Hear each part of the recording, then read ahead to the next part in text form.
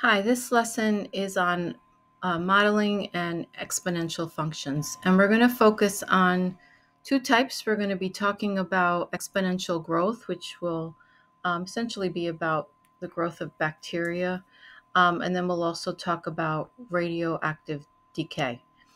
And we'll have different equations to work with exponents in them. So, a population that experiences exponential growth increases according to the following model. So, a model is basically an equation that describes like the behavior of something. So, in this case, we're talking about exponential growth. So, understanding what each variable means is really important so that you understand where to plug in numbers and what you're solving for. So n of t is the population at some time t. N sub 0, this little subscript of 0, is the initial population or the initial size of the population. R will be the relative rate of growth, typically expressed as a percentage, so we convert percentages to decimals. And t will be your time. So here's our first example. The initial bacterium count in a culture is 500. A biologist later makes a sample count of bacteria in the culture and finds that the relative rate of growth is 40% per hour. Part A says to find a function that models the number of bacteria after t hours. So I basically need to use this as my setup, and t is going to be my variable. So I need to solve. I need my left side of my equation will be n of t. The n sub 0 is the initial count. That's your n sub 0. And your r is going to be 0.40 or 0.4. You can just go ahead and use the 0.4. You don't need the 0 after the 4. So the model is that n of t is equal to 500 times e to the 0.4 times t. So this equation will allow you to figure out how much bacteria you have at any particular time. So in part B, that's exactly what we're going to figure out. What's the estimated count? And the reason it's estimated is because we're going to round our answer. What's the estimated count of the bacteria that grows after 10 hours? So that means plug in 10 for t. And so here you would need a calculator. It would be 500 times e to the 0.4 times 10.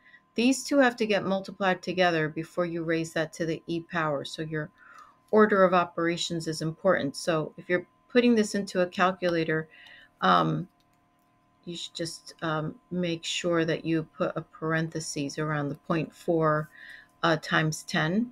So that'll give you 500 e to the fourth power. And when you calculate that, that rounds to the whole number 27,500 bacterium.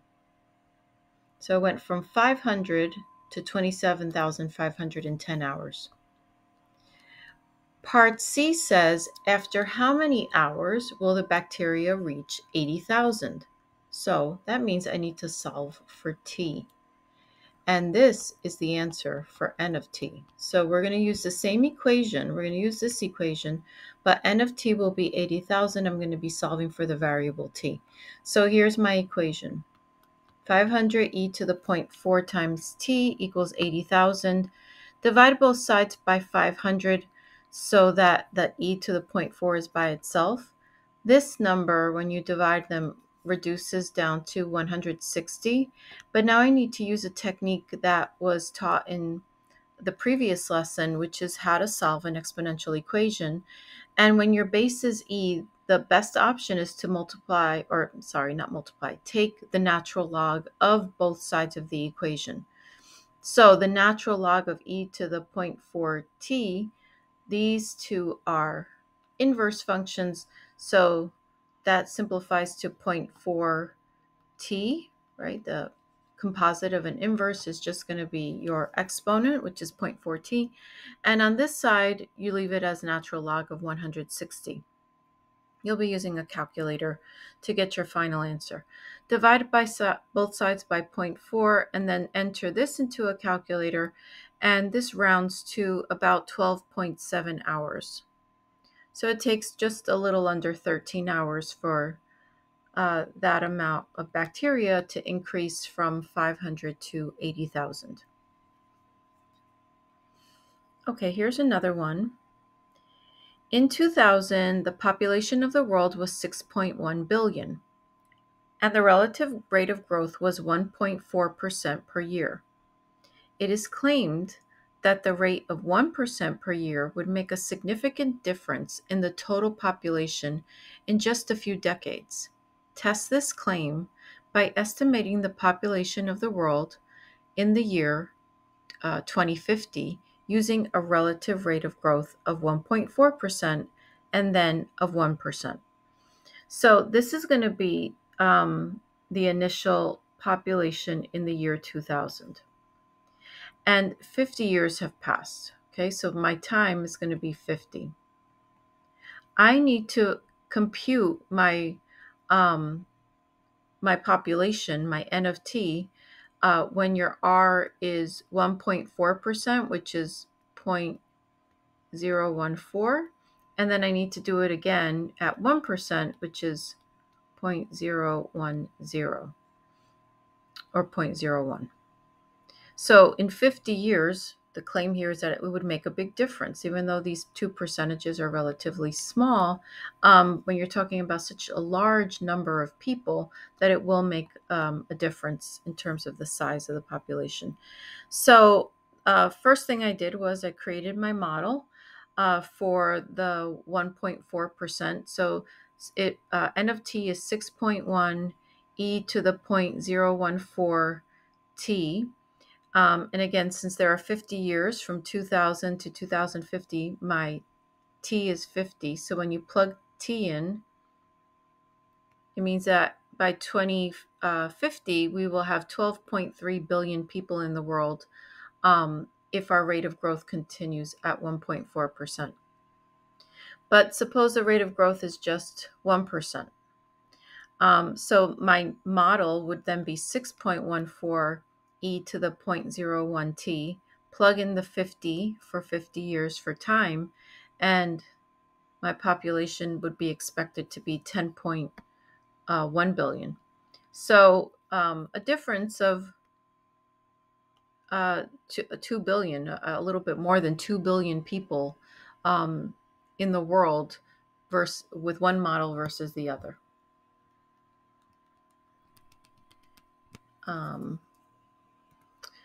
Okay, whoops, I seem to have lost the size here. Okay.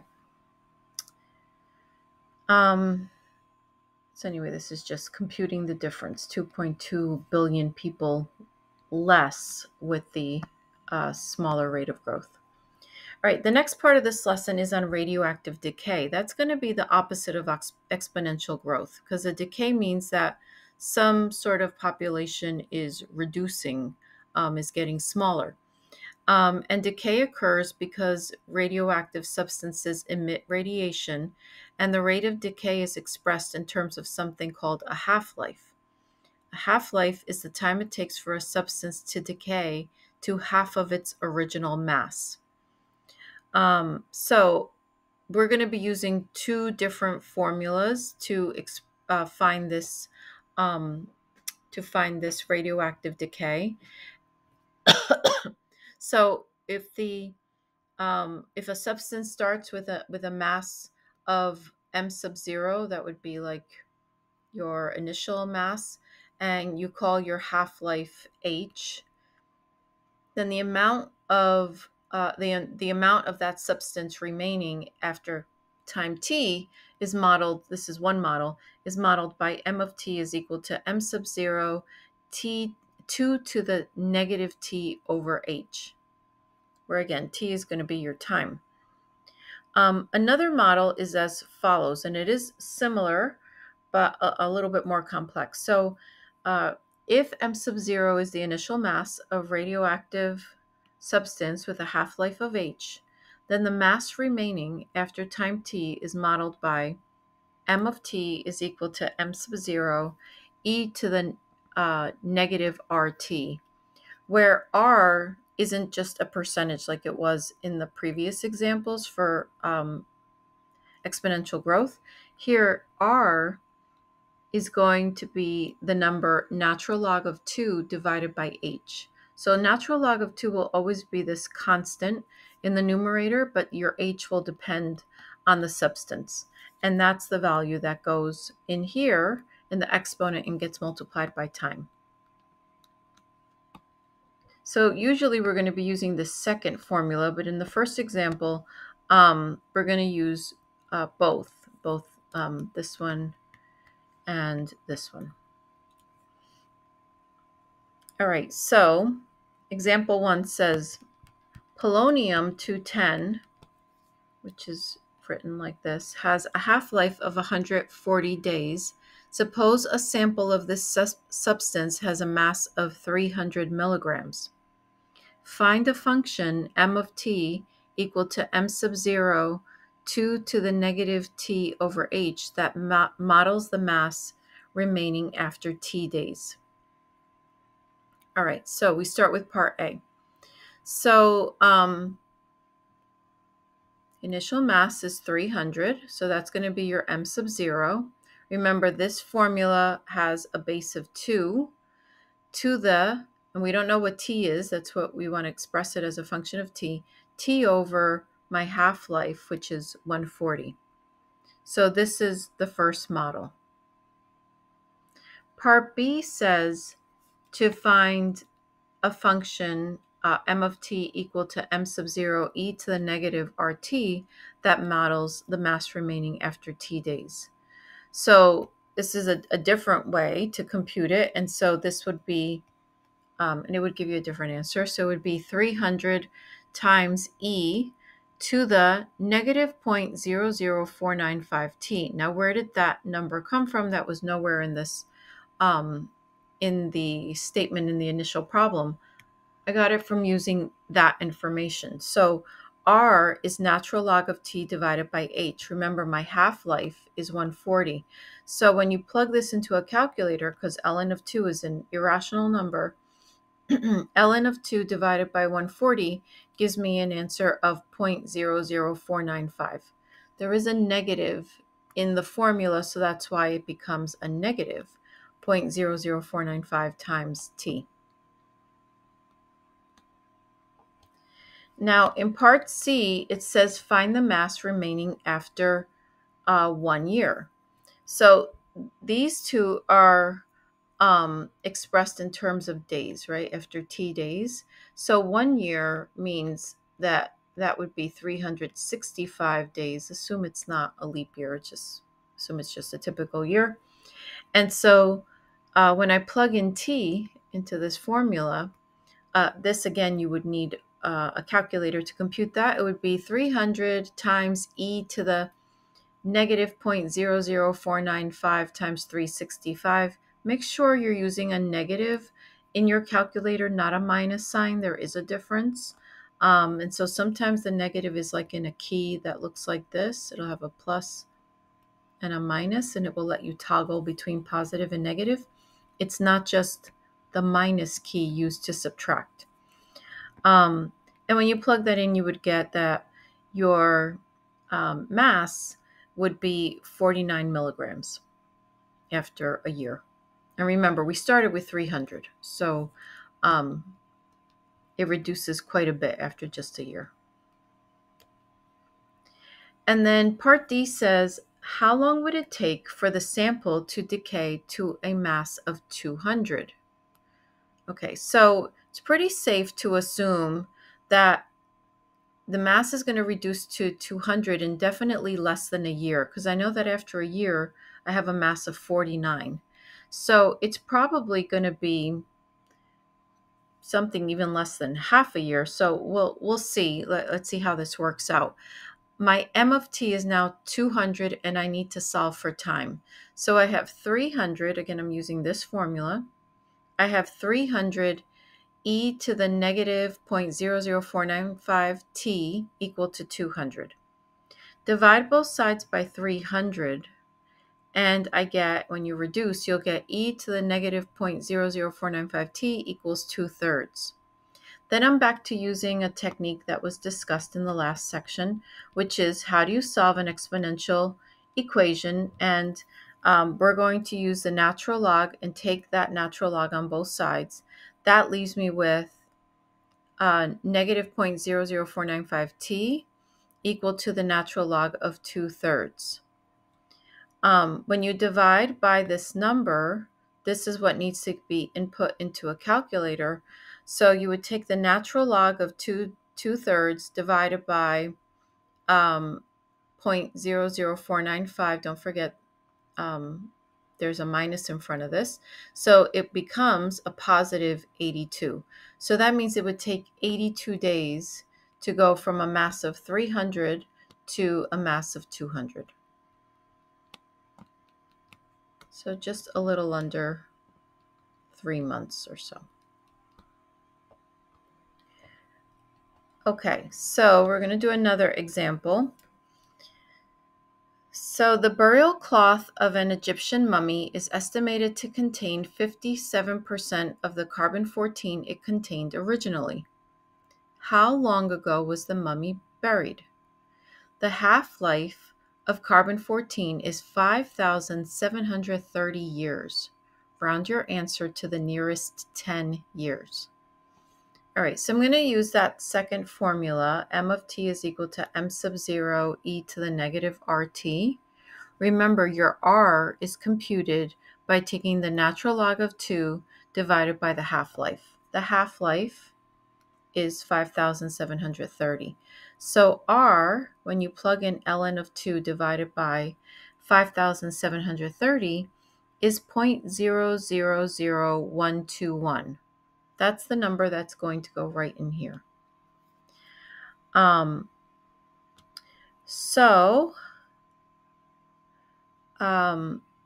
We need to use this information as well.